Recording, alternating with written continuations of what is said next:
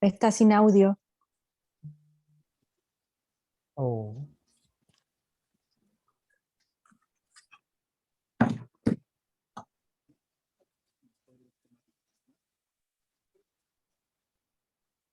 ¿Y eso por qué, Ale?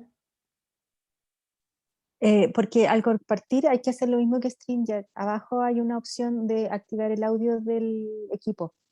Disculpa. Cortamos esta parte y Sí. salimos de nuevo.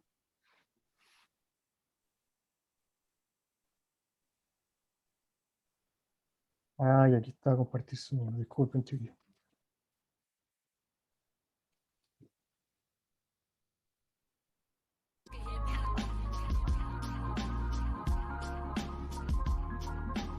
Bienvenidos a Escuela Popular Constituyente.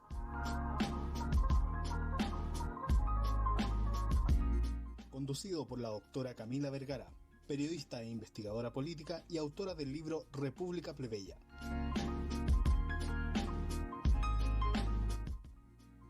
En Escuela Popular Constituyente aprenderemos sobre las temáticas más importantes relacionadas a la redacción de nuestra nueva Constitución. Todos los miércoles, con horario por confirmar, a través de las redes de Estallido Tuitero.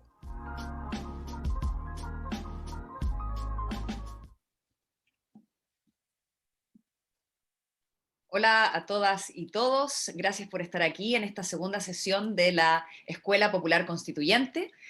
Mi nombre es Camila Vergara y yo voy a estar liderando esta clase que vamos a hacer hoy día en conjunto con el convencional constituyente electo por el Distrito 10, Jorge Baradit. Primero voy a hacer una introducción a los mecanismos populares de participación. La clase pasada habíamos visto el poder constituyente, cómo el poder constituyente como concepto nace de la crisis y la revolución, cómo en momentos de crisis de legitimidad es el momento en que las personas empiezan a hablar de este poder creativo. Es un poder que viene a destruir un orden antiguo y a crear uno nuevo, que no se rige por las normas anteriores, sino que puede realmente innovar, ¿ya? Y cómo este poder constituyente también puede ser ejercido por las personas y no simplemente por los electos, por los elegidos, ¿ya? Entonces primero voy a hablar de los mecanismos de participación en general, vamos a hablar de los mecanismos de participación no vinculantes, de las consultas, y luego voy a entrar de lleno a los tres mecanismos que existen de participación vinculante, para más o menos saber de qué se tratan, y luego vamos a ir a preguntas más específicas de qué es lo que se está cocinando en el reglamento de la Convención Constitucional. Entonces aquí voy a mostrarle algunas láminas. Primero, bueno, esta es la sesión, ¿no es cierto? Mecanismos de participación popular. Y primero quiero hablar de el modelo que es más imperante, que en el fondo que se da en la mayoría de los países y que está en la mayoría de los reglamentos, por lo menos de las propuestas de reglamentos de algunos grupos, ¿ya? Que es básicamente un sistema de participación popular que no tiene poder vinculante, no tiene un mandato, sino que es simplemente un extracto de insumos, opiniones, ¿ya? Esto básicamente es un modelo general en que aquí los puntos verdes son las personas, ¿ya? Individuos, y las personas que en el fondo a través de plataformas digitales o a través de asambleas presenciales dan sus opiniones a los o constituyentes o partidos políticos o listas o plataformas web, y es ahí donde los expertos vienen a sistematizar esta opinión cruda, ya que viene de los sectores populares, y de ahí en el fondo lo que significa sistematizar es simplemente filtrar, la idea de que hay algunas opiniones que se le da más peso que a otras, hay algunas opiniones que de frentón no llegan, no hacen el corte, ¿ya? Y básicamente se crea un producto nuevo, ¿ya? De que viene a entrar como un insumo que básicamente es la llamada voz del pueblo, la mal llamada voz del pueblo, ya que aquí solamente hay opiniones individuales, ¿ya? Entonces aquí tenemos formas de participación como las opiniones, las encuestas, las respuestas en formularios, por ejemplo, los comentarios en foros, y la idea de que en el fondo cada persona va a opinar de manera individual en una plataforma, y eso de alguna manera se va a sistematizar, nadie sabe bien cómo, y va a salir un producto de ahí. Y ese producto básicamente es la voz del pueblo, así por lo menos se le dice, y esto va a ser un insumo para la nueva Constitución. El problema de este sistema es que no tiene trazabilidad, ¿ya? No hay trazabilidad, no hay forma de saber si mi opinión particular fue incluida en el producto final, qué peso se le dio, cómo se tomaron las decisiones adentro, ya que obviamente para juntar propuestas que son similares hay otras propuestas que se dejan fuera, entonces ahí hay decisiones arbitrarias que en el fondo son tomadas por expertos, y básicamente es lo que yo llamo una caja negra, en que entran los insumos y hay unos mecanismos ahí que no se sabe, y luego sale un producto que no necesariamente tiene que ver con lo que las personas dijeron, ¿ya?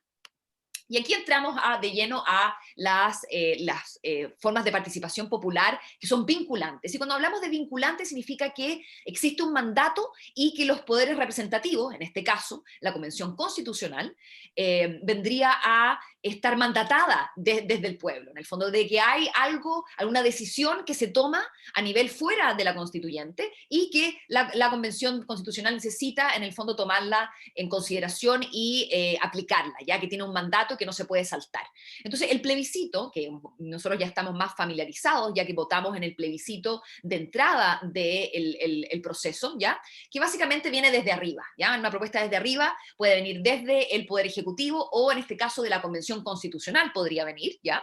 Un plebiscito que se llama dirimente, en el sentido de que si no se llega a la supermayoría de 2/3, quizás podría llegar a ser un desbloqueo, en el fondo, a través de las personas mismas votando por estos temas más espinudos que no se puedan resolver en la convención. Entonces, en ese sentido, sería una propuesta que viene desde arriba, desde la convención, y que se somete a plebiscito.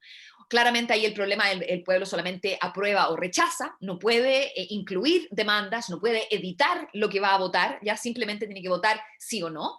Y tenemos un problema de la crisis de legitimidad del sistema electoral, que básicamente solamente un 50% de las personas fue a votar para el plebiscito y un 43% fue a votar por los representantes a la Convención Constitucional. Entonces, esto hace que el plebiscito en sí mismo no sea tan legítimo, y que parte de la élite quiere obligar a votar a las personas para que en el fondo sea más legítimo. El problema es que un voto sin mayor información puede ser bastante peligroso, o puede ser manipulado, ¿ya? Y ese es un problema grande que tienen los plebiscitos, y básicamente las formas de legitimización que se hace a través del voto individual, ¿ya? Esa es una forma, plebiscito, del fondo, desde arriba. Y la segunda forma que se ocupa en algunas constituciones de las democracias más desarrolladas son la iniciativa popular de ley, o en este sentido la iniciativa popular de un referendo constitucional. Y aquí simplemente es que se establece un número de firmas o un porcentaje de votantes que tienen que apoyar una iniciativa para poder someterla a plebiscito. Entonces esto significa que solo una fracción de las personas, en el fondo, generalmente más activistas, se juntan firmas, hacen una propuesta, y esa propuesta se va a plebiscito, y si el plebiscito se aprueba, entonces se hace ley, o en este caso se incluiría en la Constitución. De nuevo, el problema de esto es que las personas en general no votan, o votan muy poco, y que el plebiscito puede pasar por una mayoría simple o una mayoría absoluta de 50+1, y esto, si solamente la mitad de las personas están votando, significa que al final el plebiscito fue aprobado por quizás 1/3 de la población que debiera estar votando. Entonces eso no lo hace muy legítimo, ¿ya? Y tiene un problema de legitimidad, de precaria legitimidad, por así decirlo. Y aquí quiero presentar el otro modelo de participación deliberativa, ¿ya? Que también puede ser vinculante con un mandato, y que tiene que ver con los cabildos a nivel local. Aquí básicamente es una idea de que las personas reunidas en consejos o círculos o asambleas o cabildos, en el fondo, puedan deliberar y tomar decisiones, y estas decisiones pueden agregarse y así llegar a un producto que ya es filtrado por el pueblo y no filtrado por expertos, y se llega con un producto con un mandato, ¿ya? ya con algunos mandatos simples que llegan a alguna especie de coordinadora en el fondo que no tiene poder, pero que simplemente pasa este testimonio a la Convención Constitucional o al representante, ¿ya? Y en esta forma podría ser vinculante, o obliga a la convención total, o obliga a un participante, a un representante que se ha comprometido, ¿ya? Entonces la idea que aquí es el producto es 100% trazable. No hay un filtro, no hay una caja negra, no hay otros que deciden, sino que es el pueblo mismo que filtra su propia opinión, ¿ya? Y aquí tenemos dos formas de vincular. Una es a través de, en el fondo, poner las asambleas y cabildos como una forma de participación en el reglamento de la Convención Constitucional, y por ende el mandato que saliera en el fondo de este red de cabildos, desde el pueblo organizado, ¿ya? No simplemente de los individuos, llegaría directamente a la Convención y básicamente pasaría inmediatamente a ser incluido en la Constitución, ¿ya? Y eso sería la forma más segura de asegurar, en el fondo, de garantizar la vinculación de la población con la Convención. Pero si esto no se lograra, también podría ser una vinculación política, que se llama, de que en el fondo, aquí los puntos azules son los convencionales, en el fondo, y algunos se comprometerán con las redes de cabildos de sus distritos, en el fondo, para llevar el mandato popular y para defender ese mandato en la Convención y tratar de empujar por lo que las personas organizadas han decidido a nivel local, ¿ya? Entonces, eso más o menos es el esquema de las formas de participación que existen. En general se trata de vender, o se trata de usar el lenguaje de vinculante para referirse a otras cosas que no son un mandato popular. Entonces hay que tener mucho cuidado con los conceptos que se usan, y hay que presionar a los representantes que hemos elegido, en el fondo, para saber si realmente ellos quieren ser 100% representantes, que significa que ellos están en total libertad de votar como ellos quieran, o si van a ser delegados también, en el fondo, cuando el pueblo opine y realmente decida algo, que van a ser voceros de esa opinión expresada. Cuando el pueblo habla, el representante calla, por así decirlo. Entonces, en el fondo, hay una división del trabajo en que estos representantes que son comprometidos con el pueblo tienen una función dual. Una es como voceros de lo que sale de los cabildos y asamblea, y lo otro es como representante por, en el fondo, su criterio personal o lo que ellos piensan que es lo mejor de tomar esa decisión, ¿ya? Entonces tenemos un modelo híbrido de representación. Y obviamente aquí, esto, como ya hemos visto, está candente el tema de la participación ciudadana en la Convención. Se ha pedido, parece que, más dinero para poder financiar la participación ciudadana, ya que obviamente las personas no van simplemente a participar gratis y necesitan recursos, necesitan una forma de comunicarse, necesitan internet, claro, necesitan distintas formas, plataformas, no es tan fácil comunicarse. Entonces, para eso tenemos con nosotros a Jorge Baradit, que fue elegido para redactar la Constitución en la Convención Constitucional por el Distrito 10 en la región metropolitana. Hola Jorge, ¿cómo estás? Hola, hola, ¿cómo están? Qué gusto estar contigo de nuevo, Camila, y con todas las personas que nos están escuchando. Un gusto tenerte. Cuéntanos, ¿cómo van las negociaciones? ¿Cómo ves tú, cuáles son los desafíos, en el fondo, de la inclusión de la participación popular en los reglamentos, si es posible? ¿Cuáles son las cosas más difíciles, los obstáculos más difíciles de sortear? ¿Y cómo tú ves las negociaciones con la coalición de gobierno y otras listas más conservadoras en términos de quién debiera tener el poder, de si al final la convención debiera estar sesionando, en el fondo, tras bambalinas, en el fondo, con un poder más secreto, o realmente vinculado a la ciudadanía? Yo creo que acá, si hay algo claro, es que la revuelta del 2019, el 18 de octubre del 2019, es una revuelta plebeya, ¿no? Como tú dices, utiliza ese término, es una revuelta de los menos, de los que no tienen poder, y es una revuelta que está orientada a que este país sea de los muchos, no de los pocos. Entonces está claro que los muchos quieren participar y que los pocos no quieren que el resto participe. No quieren. Este país históricamente, y para ponerlo en contexto, este país en particular está diseñado y armado desde el inicio de sus días como un espacio donde hay una élite que gobierna, una élite dominante, y el resto son sus empleados, y no son Chile, ¿no? Chile es de este grupo pequeño que produce los generales, los presidentes, los abogados, que escriben los cuerpos legales, y que son además los empresarios, ¿no? En Chile se dice que un hijo empresario, un hijo abogado, un hijo cura y un hijo militar. Ese era como el cliché de las clases altas hasta hace poco tiempo atrás. Entonces, por supuesto que hay un grupo más conservador que no quiere. Ellos lo defienden, por supuesto, desde un punto de vista que suena muy, muy valorable, ¿no? Nosotros somos electos, nosotros no podemos renunciar. Es nuestro mandato representar. Nosotros tenemos un deber, ¿no? Hay grandes palabras en el fondo para decir que ellos no quieren soltar el mando. También hay grupos intermedios donde tienen una visión mixta. Se produjo hace un tiempo atrás una gran discusión y me llamó la atención el nivel intelectual de las personas que estaban en esa discusión. Me sorprendió que personas de gran capacidad estuvieran atrapadas en definir esta dimensión local y la dimensión nacional de un constituyente, ¿no? Yo no tengo por qué buscar participación local porque yo voy a escribir la Constitución para todo el país. Esa era como la gran pelea. Y la postura, por lo menos de este lado, ¿no? De este sector, es que en realidad nosotros tenemos una doble dimensión. Tenemos una dimensión, por supuesto, de constituyentes nacionales, pero también el hecho de haber sido electos por un territorio nos hace también responsables de oír a ese territorio en particular. ¿Y por qué? Porque es súper simple. Yo no fui electo por Aysén y no tengo idea, la verdad, lo que pasa en Aysén, las necesidades de los ayseninos, qué les pasa en invierno, cuánto se demoran en recorrer el territorio, y es importante que tengan representación en la convención, lo mismo para otros sectores extremos o para realidades que no son las propias. Nosotros tenemos esa doble dimensión y tenemos entonces esa responsabilidad de llevar la voz de esa particularidad al encuentro con esas otras particularidades al interior de la convención para converger en un discurso nacional inclusivo.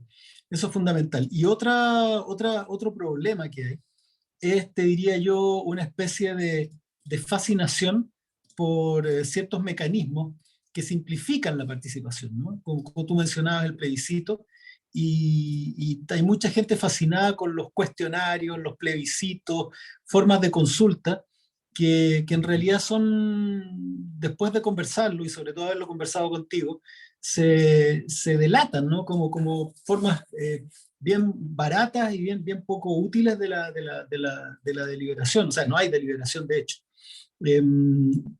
Camus decía que una de las formas más pobres de democracia es el voto, ¿no? Porque efectivamente uno entra a una casucha solo, en la soledad más abismante, ¿no? Donde nadie te puede ver, nadie te tiene que ver, ni siquiera puedes tomar fotos, ¿no? Y ahí hacer una rayita y esperar 4 años, y eso se hace sin haber conversado con nadie, ¿no? Y conversando también con estas personas que están fascinadas por el voto, el plebiscito y todo esto, ha sido muy difícil convencerlos de que lo que el pueblo de Chile no quiere solo participar, sino que el pueblo de Chile al parecer quiere deliberar, que no es lo mismo. Entonces una manera de explicar esto es de qué manera deliberar enriquece el insumo que se puede entregar, también por razones bien que yo expliqué con un problema que tuve justamente en esos días, que es que aquí arriba estaban utilizando taladros y tenían la escoba aquí arriba. Entonces mi voto debería haber sido no a los taladros, mi voto personal único. Sin embargo, si yo voy a deliberar con mi comunidad, lo que descubro es que hay varios necesitando esta situación, y que lo que hay que hacer, por ejemplo, es decir, oye, los taladros, perfecto, pero desde esta hora, esta otra, y el mandato se va convirtiendo en un relato de una comunidad. Y eso tiene una riqueza muchísimo mayor que el impulso individual o la necesidad individual. Y es eso lo que ha naturalmente realizado el pueblo de Chile desde el momento mismo del estallido, ¿no? Deliberar. Y ahí, bueno, las conversaciones, tú algo sabes, yo he tenido conversaciones con alcaldías del Distrito 10, y hace un par de días atrás tuvimos una conversación con otros alcaldes, y al parecer eso se va a extender a la Asociación Chilena de Municipalidades, para ver de qué manera esta deliberación comunal tiene una vía de salida, facilitada por las municipalidades, por ejemplo, no intervenida, por supuesto, porque al igual que tú, yo estoy completamente en el camino de que lo que salga de la convención sea lo que le llegue directamente y sin intermediarios a los convencionales.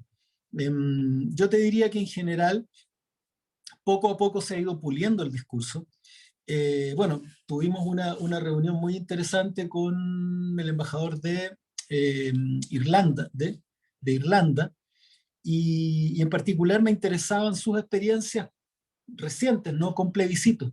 Y claro, conversamos y resulta que los plebiscitos que ellos hicieron para definir matrimonio igualitario y aborto tuvieron una particularidad que en Chile es imposible. Ellos definieron, también en vista de lo que había ocurrido con el Brexit, ¿no? Que la alternativa sí y la alternativa no iban a tener el mismo monto, las mismas facilidades, exactamente los mismos vehículos, de manera que no hubiera captura de uno u otro por algún grupo de interés. Y ese control exhaustivo sobre el proceso de plebiscito fue el que pudo producir un resultado más representativo. Pero en Chile, dada la captura que tienen los medios de comunicación, los de televisión, los de prensa, por las clases elitarias, resultaría imposible un plebiscito que no estuviera cargado en términos comunicacionales hacia un sector interesado, de manera que no es lo más conveniente, estamos en eso de acuerdo. En el colectivo en el que yo participo, que es un colectivo donde hay socialistas, hay militantes del Partido Socialista también, e independientes afines, es un colectivo que busca ser un colectivo independiente. Hemos conversado todo este tema y a lo que hemos llegado y lo que estamos proponiendo de cara al reglamento es una forma de participación ciudadana que sea capaz de recoger, de cubrir los territorios comunales a través de la ayuda y la facilitación de la municipalidad, que es parte de un modelo recogido de la misma Camila, ¿no? Que se haga un catastro, de los territorios, que es de las asambleas existentes, que se identifiquen bolsones y barrios donde no hay asamblea, y la municipalidad entregue las facilidades para que se creen esas asambleas sin intervenir de ninguna otra manera. Y hemos visto dos mecanismos, que es la intermediación,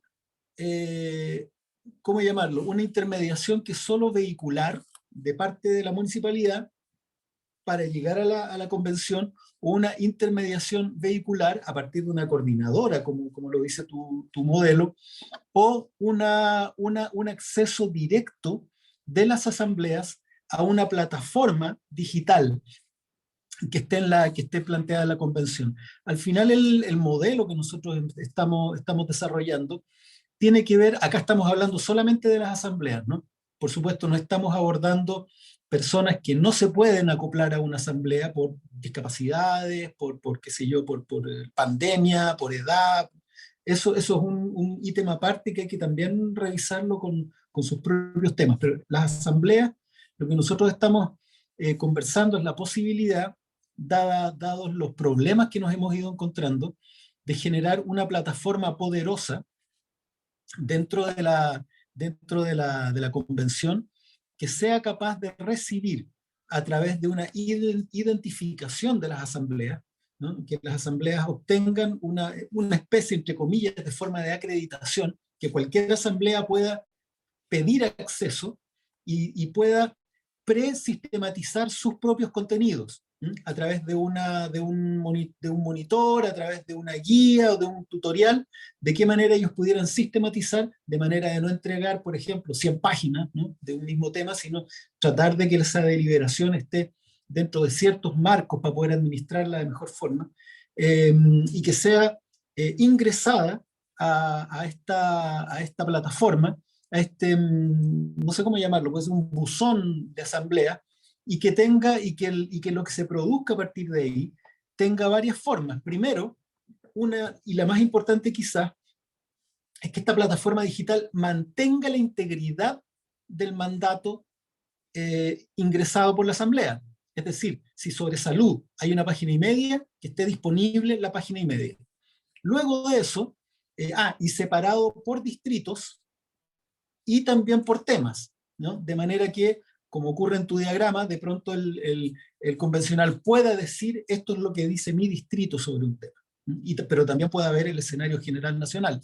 Y después también otras formas de aplicación de mecanismos informáticos para poder convertir esa manifestación integral de la asamblea en otras formas de insumo, a través de gráficos, lectura de palabras clave, aplicación de inteligencia artificial y todos los mecanismos que hay hoy día de data analytics para poder desmenuzarlo. Pero para nosotros lo fundamental es que ese mandato inicial se mantenga integral. Y desde ahí, por supuesto, que viene un último paso que ya tiene que ver con la voluntad política, ¿no?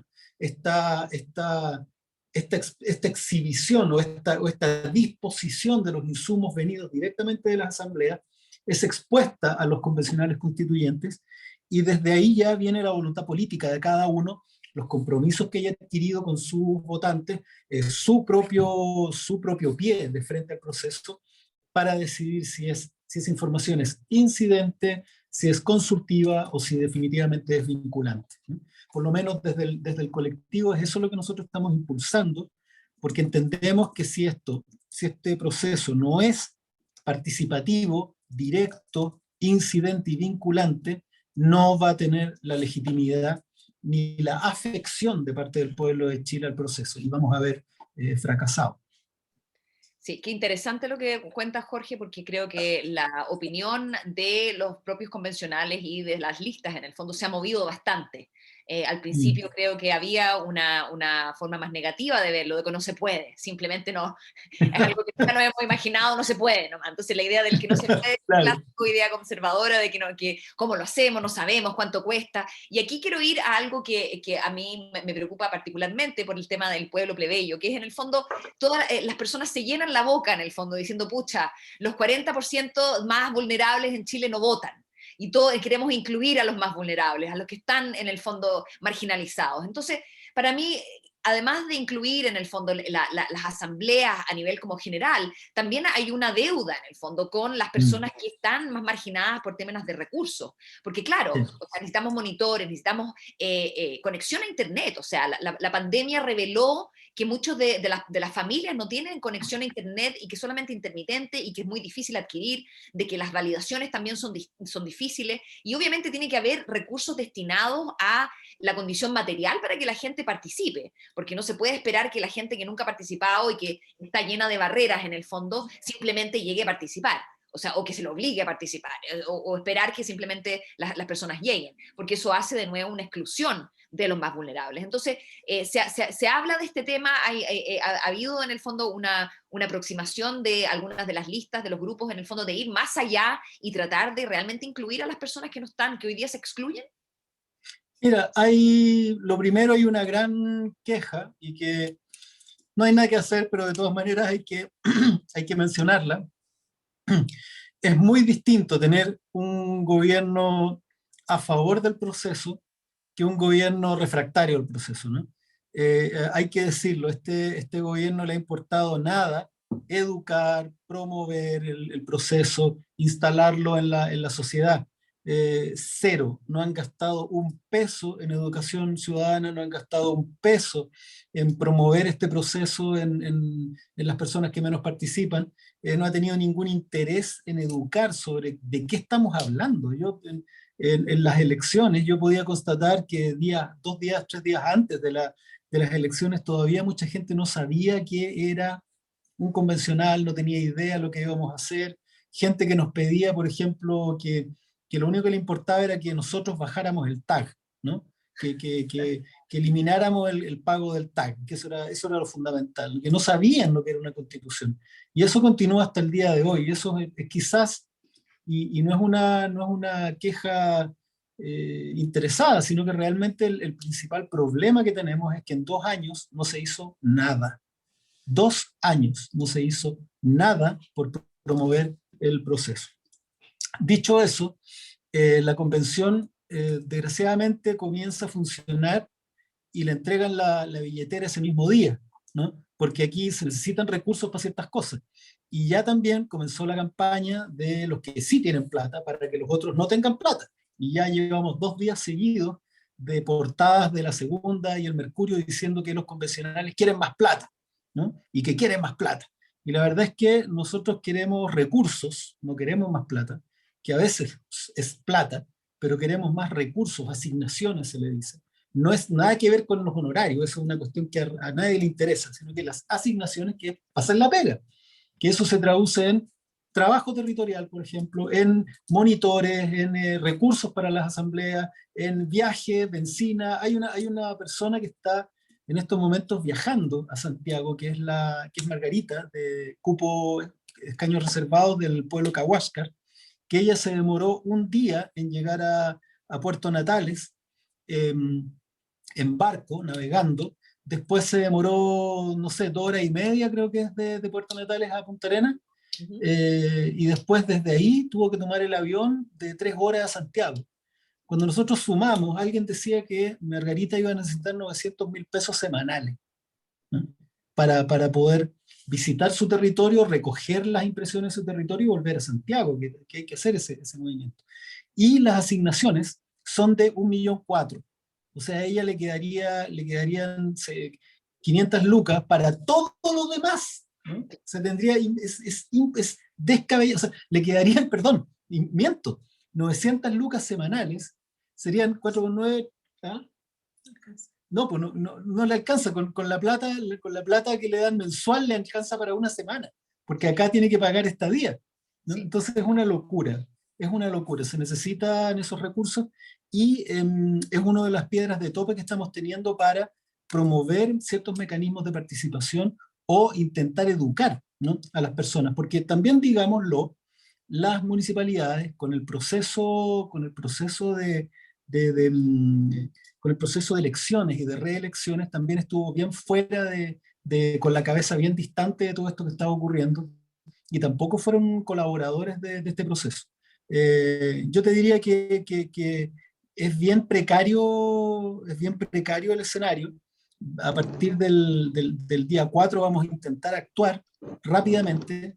Hay propuestas para integrar personas, pero yo te diría que las asambleas que llevan trabajando están con un trabajo hecho muy por delante de otras formas de organización comunal o territorial, social, y va a haber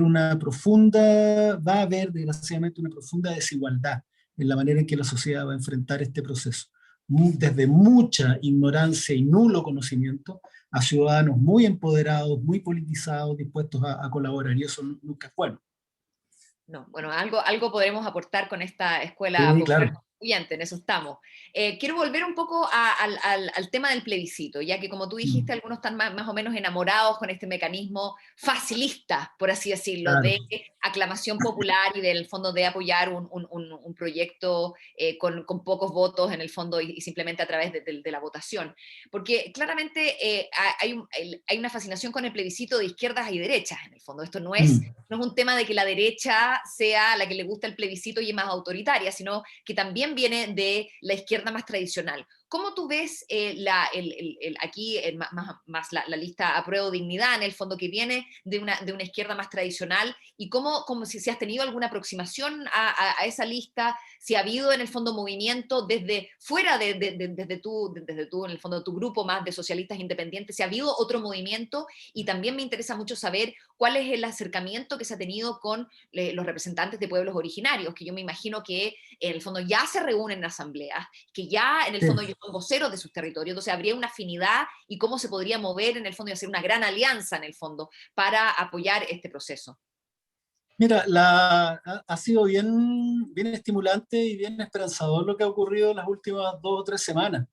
Yo te diría que las primeras 2 semanas desde el 17 de mayo, ¿no? Mayo, las 2 semanas siguientes a la elección, fue un proceso de hacia adentro, donde los grupos se empezaron a conocer, se empezaron a distinguir, a mirar.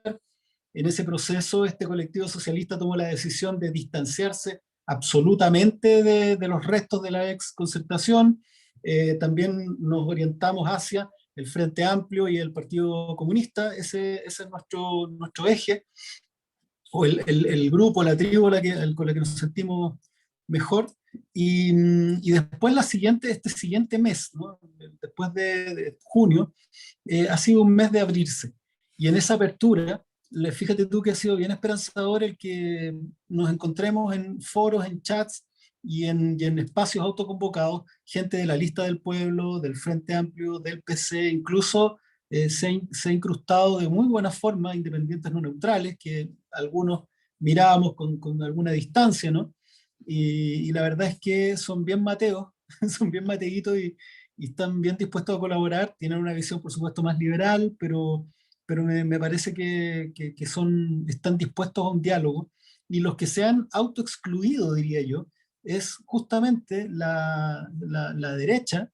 Se autoexcluyó, nadie les dijo que no, todos los encuentros eran autoconvocados, y no hay un problema, no los estaba citando a una asamblea en Plaza Dignidad, lo estaba citando por Zoom.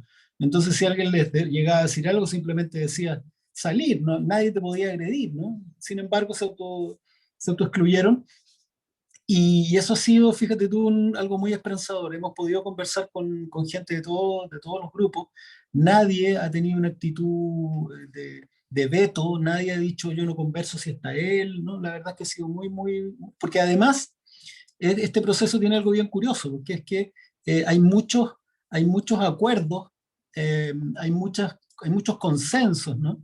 Y hay unanimidad incluso frente a muchos temas. Incluso fíjate tú que es tan así que este consenso general sobre a dónde vamos como país ha alcanzado a cierta parte de la derecha. Yo he estado en foros, en debates, incluso en televisión, donde te encuentras que la derrota cultural del modelo de la derecha es total. Es una derrota cultural absoluta.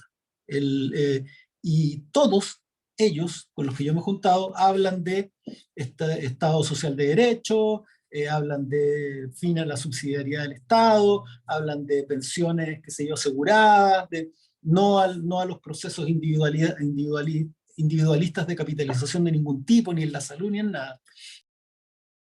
Y yo te diría que esa derrota los hace incluso acercarse a las posiciones más de izquierda. Con respecto a participación, por supuesto que hay diferencias, ¿no?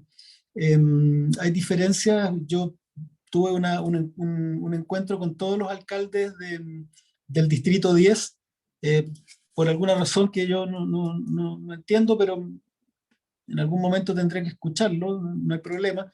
No me abrieron las puertas de la Municipalidad de Santiago, pero hablé incluso con la alcaldesa de Providencia, y claro, ahí uno nota que están de acuerdo en los temas, pero no en los fondos, no en todos los fondos. Y ahí la respuesta fue nada con las asambleas populares, nada con la deliberación, nada con esas cosas de comunistas, ¿no? Y hay una actitud muy refractaria o hay una especie de temor a la gente reunida, expresando su opinión. Entonces ellos, por supuesto, que ahí favorecen los plebiscitos, las encuestas, las plataformas digitales, son más cómodas, no reúnen gente, no hay riesgo de molotovs ni nada. Y yo te diría que salvo, claro, que ese es un tema también que vamos a tener que abordar, porque significa que en una cantidad, gracias a Dios hoy día reducida, ¿no? Mucho más que antes, de alcaldías de derecha, vamos a tener un bache de participación ahí, ¿no? Vamos a tener un problema que resolver. En general los equipos de trabajo están relacionados. Yo he hablado con personas del Frente Amplio, con personas de la Lista del Pueblo, sin ningún problema. Están todos orientados a lo mismo. Participación, participación, si no, esto no es legítimo. Así que por ese lado, súper bien. Perfecto. Y realmente llama la atención, por lo menos, de que se crea que esto es como una forma como de comunismo, sino que esto es lo que es la democracia. Al final la democracia es la forma del gobierno del pueblo para el pueblo, por el pueblo. Entonces, al final es bastante difícil oponerse a la participación vinculante cuando hay una demanda, porque no es que no tiene color político, sino que básicamente es lo que es la democracia real. Entonces, ese es el tema. Yo sé que te tienes que ir, si tienes 2 minutos más. hablar un poco del presupuesto, porque obviamente esto va a salir caro. Y una cosa que tú dijiste es que una de las ideas que se tiene es que los convencionales vuelvan a los territorios con regularidad a recoger voces y Claro. opiniones, ¿ya? Entonces, obviamente eso es carísimo, por un tema de que ya los viajes son caros, y también estamos pensando de que no pueden simplemente ir a un lugar, tienen que hacer trabajo territorial, entonces también tienen que tener presupuesto para irse moviendo. Obviamente, si existiera un sistema de cabildos y asambleas en que hubiera un mandato, el convencional quizás ni siquiera tendría que ir al territorio, podría ir a reunirse con una persona quizás, pero no con múltiples organizaciones, entonces podría en el fondo Claro. hacer una cosa mucho más eficiente, pero igual así es bastante dinero en el fondo, y obviamente aquí está el área gris de quién tiene el poder sobre el presupuesto del proceso constituyente, porque como tenemos que recordar, un proceso de este tipo nunca se ha dado en Chile, entonces por ende no hay ningún precedente de si la Convención Constitucional debiera tener autonomía fiscal o no, no se sabe en el fondo, está por ser escrito. Entonces ahí es el tema de que vienen los abogados a decirte que no se puede, y uno tiene que decir, bueno, políticamente sí se puede, hay que probar. Entonces al final ese creo que va a ser la gran pierda de tope, porque aparte viniendo de un sistema neoliberal en que todo es cuantificado y todo es caro, eso va a ser difícil de conseguir. Entonces no sé si tú lo ves difícil o si es algo que al final se puede lograr. Mira, yo creo que es bien dramático, pero da la impresión que lo que sea que consigamos va a ser para el 2022. Porque un gobierno neoliberal como este, para un gobierno neoliberal como este, estas cosas son gasto, no son inversión, ¿no? Ellos no encuentran que esto vaya para ningún lado, si esto se trata de ordenarse de manera tecnocrática y basta, ¿no? Esta cuestión es todo una especie de capricho que se está dando al pueblo de Chile. Entonces, participación ciudadana, ¿qué es eso? ¿No? Pónganle una página web y que manden correo y se acabó. Y no es así, no es así la cuestión. Entonces, es bien, desde ese punto de vista, es bien fregado. Yo tengo la impresión que esto es responsabilidad de la clase política, no solamente del gobierno, es el Congreso el que le aprueba la partida presupuestaria al gobierno, y esa partida presupuestaria ya venía, este presupuesto es cuálido de asignaciones para los constituyentes. Desgraciadamente la gente, el mejor, hasta el momento, el mejor aliado de la derecha, que no quiere entregarle plata a los constituyentes para que hagan su pega, y no quieren porque ellos tienen toda la que quieren, ¿no? Claro. O sea, yo decía, la plata que le van a entregar en un año a un convencional, en un año, que es como 18 millones de pesos de asignaciones, hay que compararlo con Marcela Cubillos, que se autodonó 80 millones de pesos para 2 meses de campaña, ¿no? Y a un convencional le van a entregar 18 para todo el año de operar y de manejar la constituyente. Entonces, esa desigualdad la derecha la quiere mantener. Y desgraciadamente, muchas personas del pueblo de Chile, muy heridas por años de malas prácticas, ve en estos petitorios, ¿no? Cuando uno dice, oiga, necesitamos más plata, ven intereses personales detrás. Entonces, como te comentaba, los titulares y las noticias como se han manejado en los últimos días, ya estos gallos están queriendo sacar plata del Estado, ¿no? Quieren conectarse a la pechuga del claro. Estado, y ya empezaron. Y hay mucha gente que, como te digo, está muy dañada y tiene mucha rabia, y con razón. Entonces se están volviendo de alguna manera bien perversa los mejores aliados de la derecha para frenar la posibilidad de que tengamos las herramientas para hacer nuestra pega, si no es más que eso. Herramientas para hacer en nuestro trabajo. ¿Y cuál es nuestro trabajo? La nueva constitución, nada menos. Entonces yo creo que entre el Congreso, que aprobó una partida presupuestaria escuálida, y el hecho de que el presidente haya establecido el punto de contacto en la SECPRES, que es el ministerio que tiene el más bajo presupuesto de todos, la posibilidad de obtener más recursos este año no es muy auspiciosa. Pero sí es posible que, si hay presión popular y el Congreso se pone las pilas, pueda tener mayor presupuesto para el año 2022 y poder al menos cerrar este proceso con en alguna forma de igualdad de condiciones con una derecha que tiene menos gente, pero que tiene recursos ilimitados para hacer todo lo que quiere hacer, ¿no? Sí, eso es muy importante porque hay que recordar obviamente que también casi el 35% de los constitucionales son independientes, personas de la clase trabajadora o profesional que en el fondo tienen su sueldo, pero claramente no tienen ninguna red, no tienen la maquinaria que apoya a los partidos políticos, que ya tienen un grupo de abogados, un grupo de operadores políticos que ya en el fondo están dando insumos. Entonces, la gente de partidos políticos viene con una maquinaria y más encima tienen todas las donaciones y tienen todo en el fondo los recursos, y son los independientes, que son personas comunes y corrientes que necesitan un apoyo institucional para hacer su trabajo, en el fondo, y para que no quedar en desmedro de la maquinaria política. Y algo que tú dijiste que es muy importante, que uno tiene que valorar el proceso constituyente. Creo que el gobierno y la forma y la cantidad de dinero que se lo pone en el fondo es parte de la no valoración del proceso, de que ojalá salga lo más barato posible, que no en el fondo de ser completamente mediocres en ese sentido, de que básicamente Sí, claro. no entender que lo barato cuesta caro, de que al final hacer un proceso constituyente escuálido, sin participación popular, que siempre cuesta un poco de dinero en el fondo, significa que no va a haber legitimidad y que al final va a haber una falta de estabilidad. Y al final ahí se resume todo. Pero y ahí también lo otro que quiero dejarlos en el fondo antes de despedirte es que claramente hay que tener una presión popular para que esto funcione en el fondo, para poder apoyar a convencionales como tú en el fondo, que están comprometidos con el poder popular. Es necesario que los cabildos y asambleas se organicen para así presionar desde fuera en el fondo antes de que incluso se apruebe en el fondo, para poder lograr tener un presupuesto para el 2022 y que realmente se termine por lo menos el proceso en alto y no simplemente con un plebiscito de salida obligatorio en el que estamos obligados a votar y sin poder editar el contenido.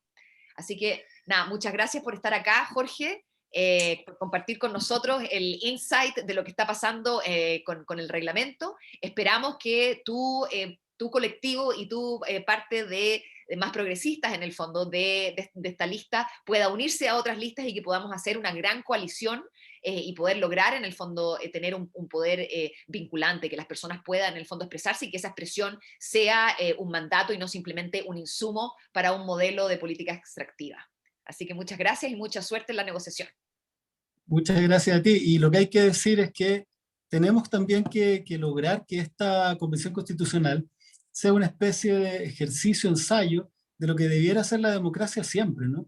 Entonces, cuando nosotros hablamos de participación ciudadana, cuando hablamos de asambleas y cabildos, cuando hablamos de iniciativas populares de ley, en el fondo lo que nos gustaría es que la democracia en Chile fuera así de ahora en adelante, que hubiera instancias donde el poder popular fuera incidente, donde las personas y sus decisiones tuvieran capacidad vinculante a nivel comunal, a nivel regional y a nivel nacional también. Entonces hay que entender eso, que en la medida en que hoy día logremos mecanismos de participación para la convención constituyente, los vamos a estar validando para el futuro del país. Eso también no hay que nunca perderlo de vista.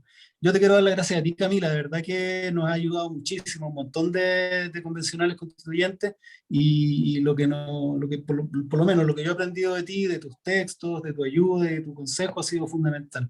Así que todos los que están mirando tienen una tremenda profe, de verdad, un lujo. Un abrazo grande a todos, muchas gracias al estallido tuitero y a ti, Cami. Que estén súper bien. Chao, chao. Gracias por el apoyo. Muchas gracias por venir a la clase. Chao, chao. Ese es Jorge Baradit, excelente. Para terminar, y nos quedan unos 6-7 minutos, quiero reiterar en el fondo de que lo que Jorge dijo al final, que básicamente los mecanismos de participación popular que se aprueben en el reglamento, que se usen en este proceso, lo más probable es que queden en la Constitución, que queden en el modelo jurídico y en las reglas del juego que nos van a regir. Y parte de la idea de que la dignidad se haga costumbre, de que nosotros podamos ser una sociedad digna, de que las personas en el fondo estén en igualdad, que tengamos libertad para decidir nuestro propio destino, que nos podamos autodeterminar desde los territorios, significa que las personas necesitan tener poder real en el fondo. Necesitamos cambiar la lógica de la representación y no simplemente seguir con el modelo representativo en que las élites que nosotros elegimos en el fondo monopolizan el poder. La gente común y corriente no tiene poder. Y hoy día la tecnología y todas las herramientas que eso nos entregan hacen posible que hoy día las personas puedan reunirse a nivel local, en el fondo de barrio, y puedan tomar decisiones que sean un mandato para su comunidad, por ejemplo, que se puedan oponer a proyectos que vengan a contaminar su comunidad, por ejemplo, que puedan vetar proyectos, que puedan oponerse, que puedan iniciar proyectos, por ejemplo, que son necesarios, que quizás el gobierno municipal no quiere emprender porque quizás es una inversión de largo plazo, y como sabemos, los gobiernos representativos en general tienen una visión de corto plazo, porque básicamente cuando tenemos que invertir a largo plazo, los que van a llegar a tener los frutos de esa inversión va a ser quizás otro gobierno, no el mío. Entonces hay un incentivo a no invertir a largo plazo en las personas y simplemente hacer arreglines por aquí y por acá. Entonces la única forma de que se cambie la lógica es que las personas comunes y corrientes sean en el fondo las dueñas de su destino, de que el sistema del modelo institucional nos dé herramientas a nosotros como personas comunes y corrientes para poder empujar desde abajo, y en este caso en el proceso constituyente, para poder participar de una manera incidente y con mandato. La idea de que nosotros podemos decidir en propuestas simples, en derechos, en principios, que podrían ser comunicados a convencionales específicos, individuales o bien en el reglamento. Entonces, esa es más o menos lo que está pasando hoy con el reglamento. La Convención Constitucional se va a sentar a sesionar el domingo 4 de julio, lo que es muy peculiar en términos de elegir una fecha, ya que en general nosotros todos habíamos proyectado de que la convención se iba a sentar el 5 de julio, que es el fondo día hábil, y al final se decidió por el 4, de una manera muy extraña, ya que coincide con la independencia de Estados Unidos, ¿ya? Entonces es algo bien peculiar que está pasando, y se van a sentar a sesionar, y aunque la convención tiene un límite en el fondo para deliberar acerca de la Constitución, que son 9 meses con una prórroga de 3, no hay límite realmente para decidir en el reglamento interno. Entonces aquí podríamos estar enfrascados en el fondo las distintas coaliciones en preparar un reglamento que realmente sea participativo y no simplemente sea en la convención a puertas cerradas o mostrando en el fondo sus deliberaciones, pero no incorporando las decisiones populares que vienen desde abajo.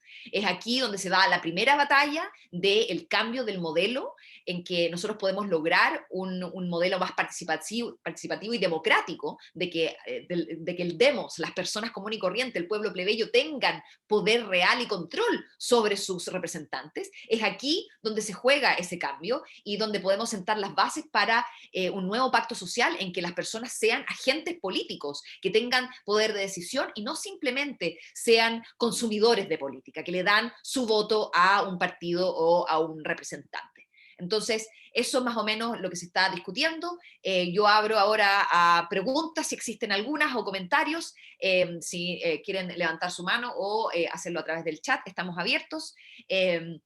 Yo por mientras quiero también remarcar de que tenemos esta coalición de convencionales que son la vocería del pueblo. Está haciendo un poco más de ruido en ese sentido, de tratar de organizar los territorios para así poder tener un mandato y tener algo que vocear, ¿ya? Porque cuando nosotros hablamos de una vocería, es que alguien va a darle voz a algo que ya existe. Hay una voluntad expresada del pueblo, por así decirlo, que viene de los territorios, que hace de esos representantes, que son voceros, delegados del pueblo, no simplemente representantes, ¿ya?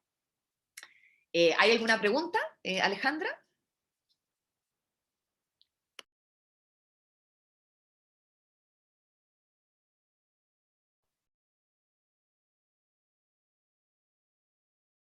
Estamos esperando que los muchachos se conecten para que levanten su manito y puedan hacer las preguntas correspondientes. Perfecto, espero, entonces. Quizás quedó todo súper claro y no hay nada que aclarar y estamos todos sabiendo de que este es el camino, ¿no es cierto?, del empoderamiento popular, y de que hay representantes que realmente van a querer ser delegados y van a estar comprometidos y nos van a dar una eficacia política de que lo que nosotros decidamos en nuestras comunas va a ser llevado a la convención. Aquí tenemos una pregunta de Bien. Diego Mardones. Diego, por favor. Hola, Camila, gracias por tu presentación, ya la tercera. Y a Jorge, hola Jorge, que ya se fue, pero bueno, gracias también. Mira, yo no sabía si hacerte esta pregunta, porque no es una pregunta de 2 minutos, sino que puede tardar un año, pero es lo que más me aflige a mí. Me encanta el proceso que estamos viviendo, me maravilla y me trae muchísimo optimismo, y me encanta todo el tema de la participación, pero cuando tú das un listado de todas las cosas malas de un proceso no participativo, ¿ya? Todas las pifias de un plebiscito, de una elección, de una democracia representativa, yo digo ya, sí, sí, sí, sí. Lo que yo no sé es si realmente todos esos problemas se corrigen con un modelo participativo deliberante. Me encantó el ejemplo de la deliberancia que puso Jorge. Me parece que muchas de esas pifias siguen estando presentes o lo están de otra forma. Entonces creo que es bastante delicado en cómo hacer este proceso para efectivamente corregir la larga lista de falencias del sistema actual. ¿Se entiende? Gran pregunta, sí. Claro, tenemos que partir de la base de que el sistema que tenemos hoy está bastante fallido, por así decirlo. Está con precaria legitimidad, o sea, no da el ancho, como diría nuestro expresidente Frey, ¿ya? Entonces, los modelos participativos vienen a contribuir a mejorar el proceso. No lo hacen perfecto. Claramente, la participación ciudadana es difícil, ya que tenemos una historia de un rompimiento del tejido social, de una desconfianza de las instituciones. O sea, hay que rehacer el tejido social y para eso hay que juntar a la gente, ¿ya? Y hay que darle confianza a las personas de que es un proceso que realmente esta vez sí vamos a escuchar y esta vez sí van a tener poder, ¿ya? Y eso obviamente cuesta, porque uno tiene que ver lo que funcione, ¿ya? Creo que aquí es súper importante de que la participación ciudadana viene a mejorar y viene a complementar el proceso representativo. Entonces no es algo que viene a reemplazar. Entonces la idea es que nosotros vamos a agregar algo para que ese proceso sea mejor. No va a ser óptimo, no va a ser perfecto. Obviamente viene con sus propios problemas. Por ejemplo, de que las personas hoy día no se pueden reunir en presencial porque hay pandemia. Entonces se tienen que reunir en manera virtual. Y hoy día sabemos que por lo menos un 30% de los chilenos no tiene conexión estable a Internet. Entonces, claramente hay un problema que hay una exclusión si se hace a través de ese proceso solamente, ¿ya? También hay la idea de que tú te puedes conectar a la plataforma simplemente para validar tus decisiones, ¿ya? Y no te estás todo el tiempo conectado. Pero igual necesitas que la municipalidad mande a alguien, algún monitor que en el fondo apoye con el tema tecnológico. Estamos hablando de zonas rurales, ¿no es cierto?, donde las personas no tienen acceso a la sociedad de la información, por así decirlo. Entonces, si nosotros realmente estamos comprometidos, es un sistema de que va a ser difícil de implementar de una manera total, en el sentido de que todas las personas van a participar, pero ya con las personas que ya están reunidas, que ya existen, los cabildos que ya existen, ya tendrías más participación en el fondo que lo que ya has tenido en el proceso, ¿ya? O sea, pocas personas fueron a votar, entonces tenemos que partir de la base que tenemos un proceso bastante precario. Entonces, cualquier forma de participación vinculante, aunque sea limitada y que en el fondo sea expandida, porque obviamente cuando uno empieza un sistema de participación, uno empieza pequeño, en el sentido de que uno empieza con lo ya existente, con los cabildos y asambleas que ya existen. Y cuando eso se prueba de que en el fondo funciona, ya más o menos, y hay una eficacia política, tú tienes el constituyente de tu distrito, dice sí, yo apoyo en el fondo, eso te da una proyección. Porque hoy día no hay proyección. Hoy día la gente se junta y no hay ninguna esperanza de que lo que se decía en los cabildos se va a pescar, por así decirlo. Pero cuando tengamos un compromiso de los constituyentes, inmediatamente hay una eficacia política que va a ayudar a las personas a reunirse y a dar un incentivo, ¿ya? Y eso, claro, no va a ser la panacea, no va a llegar todo el mundo corriendo a la asamblea, eso no seamos naif, y ojalá que no lo hagan, porque claramente una plataforma, cualquiera ya sea, no puede ser básicamente de un día para otro de recibir millones de personas tratando de participar, ojalá que sea gradualmente. Y yo creo que eso se va a dar, obviamente tienen falencias y tenemos que ir aprendiendo de otras experiencias internacionales y en el fondo y de los problemas de la participación. Echando a perder se aprende, pero alguien tiene que empezar. Entonces yo creo que al final el pueblo chileno la lleva, ¿ya? Y creo que es posible en el fondo innovar, ¿ya? Y al innovar uno siempre está abierto a tener problemas de práctica, ¿ya? De aplicación. Y eso no tiene que estar abierto porque nunca se ha probado antes. Entonces, al final, los que son los que abren camino, ¿ya? Lo que lo llaman los gringos, los trailblazers, los que hablan los caminos para el otro, en el fondo, son los que al final se juegan y que es lo más riesgoso, por así decirlo. Pero yo creo que estamos en un momento en que estamos tan bajo el suelo de la legitimidad en el fondo del proceso y del fondo de las elecciones y los partidos políticos, que es necesario dar ese paso y atreverse a hacer algo nuevo, aunque no sea perfecto. Así que no sé si contesto tu pregunta más o menos, pero creo que hay esperanza de que lo que se incorpore va a mejorar el proceso en vez de empeorarlo. Suficiente. Contestaste suficientemente bien, que es lo mejor que se podía esperar. Muchas gracias por tu pregunta. Tenemos una pregunta en el chat de Alejandra. Con este rompimiento del tejido social tampoco se ha generalizado la práctica de tomar decisiones y deliberar junto a otros. ¿Cómo se generan las confianzas para este trabajo horizontal si siempre hemos estado prácticamente como costumbre a que otros nos digan qué hacer, tome esas decisiones o mandate? ¿Cómo empoderamos a esa parte de la ciudadanía que espera la jerarquía?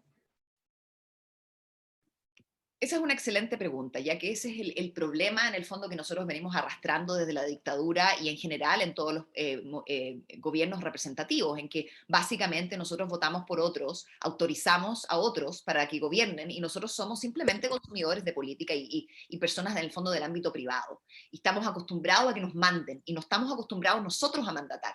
Entonces hay que cambiar la lógica primero con educación. O sea, lo que estamos haciendo aquí en esta clase y lo que en el fondo tratamos de hacer en Cabildos, con talleres, en el fondo, con información, lo que no está haciendo el gobierno, lo que Jorge dice que es deficiente, en el fondo, que no se ha hecho esa educación. Eso es la primera cosa que hay que hacer. Hay que tratar de abrir la mente y de entender de que hoy día no puede ser simplemente que uno elija a mejores élites, que uno elija a mejores representantes, de que esa no es la forma de cambiar la sociedad, sino que hay que crear poder, hay que empoderarnos a nosotros mismos, hay que ser autónomos en el fondo, tratar, atrevernos en el fondo a deliberar y a tomar decisiones, a moderar nuestras opiniones, que es lo que Jorge también decía, claramente, y cuando yo voto desde mi propia trinchera personal, hay mucha más polarización, porque yo no tengo que discutir con nadie, no le tengo que mirar la cara a nadie, yo simplemente decido y voto sí o no. Pero cuando yo estoy en una asamblea o cabildo de mi barrio, en que yo ya empiezo a conocer a mis vecinos, en que hay un respeto mutuo, en que hay reglas de respeto, en que escucho los testimonios, que me conmuevo con el testimonio, que hay empatía, es ahí donde yo modero mi opinión. Y yo puedo ser capaz de votar por algo que quizás no me conviene a mí personalmente, pero es una cosa que es bueno para el bien común. Y es ahí donde el ciudadano se genera, ¿ya? Ahí donde nos convertimos en ciudadanos, en agentes políticos y no simplemente en consumidores. Y eso es un cambio de cultura. Eso es algo difícil de hacer, pero es algo que uno simplemente hay que hacerlo en la práctica. No se puede, no es una cosa teórica, es como con guitarra, por así decirlo.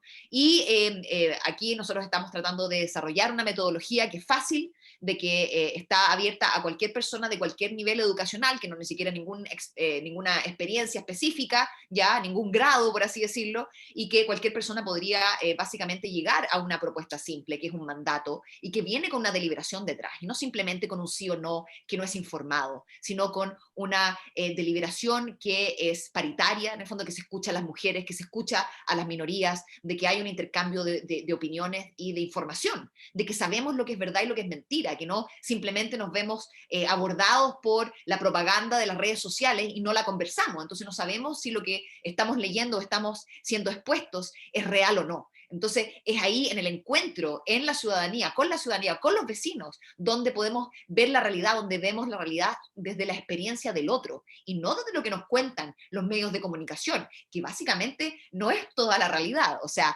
sabemos los que nos reunimos en cabildos y asambleas que eso está pasando, pero esa realidad no se registra en los medios de comunicación. O sea, si solamente miramos los medios, no nos enteramos de que el pueblo chileno está organizado, solamente nos enteramos cuando bajamos en el fondo a ese nivel y nos involucramos. Entonces, parte de lo que aquí Estallido Tuitero está haciendo y la iniciativa del Puente Constituyente y también lo que tiene que ver con esta clase es visibilizar este proceso que está pasando. No es crear el proceso, no es liderar el proceso, sino que visibilizar y ayudar a que se formalice y a que adquiera poder. Entonces, eso es parte, yo creo, de la educación, no solamente informar y tener una relación con el otro, también cambiar esta lógica y en el fondo desenmascarar la lógica de la representación como una lógica falsa, en el fondo, de que no nos da poder, que simplemente extrae de nosotros nuestros votos y nuestros insumos. Es un modelo extractivista de hacer política y no es un modelo de empoderamiento popular, que es lo que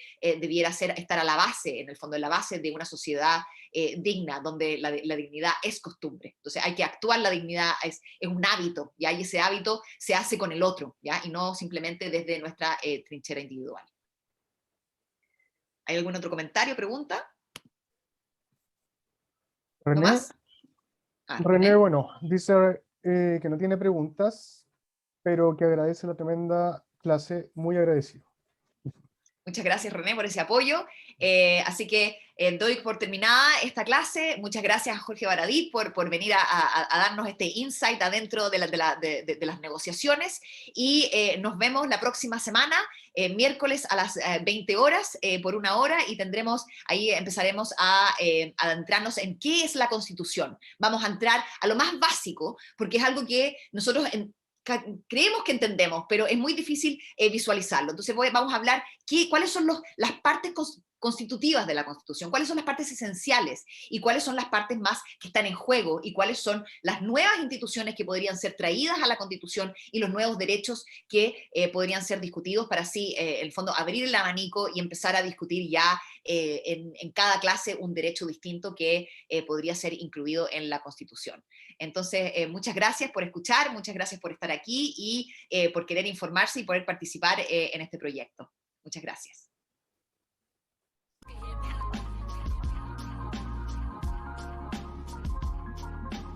Bienvenidos a Escuela Popular Constituyente.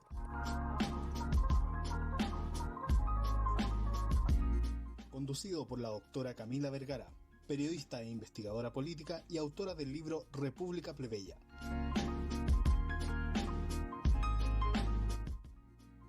En Escuela Popular Constituyente aprenderemos sobre las temáticas más importantes relacionadas a la redacción de nuestra nueva Constitución. Todos los miércoles, con horario por confirmar, a través de las redes de Estallido Tuitero.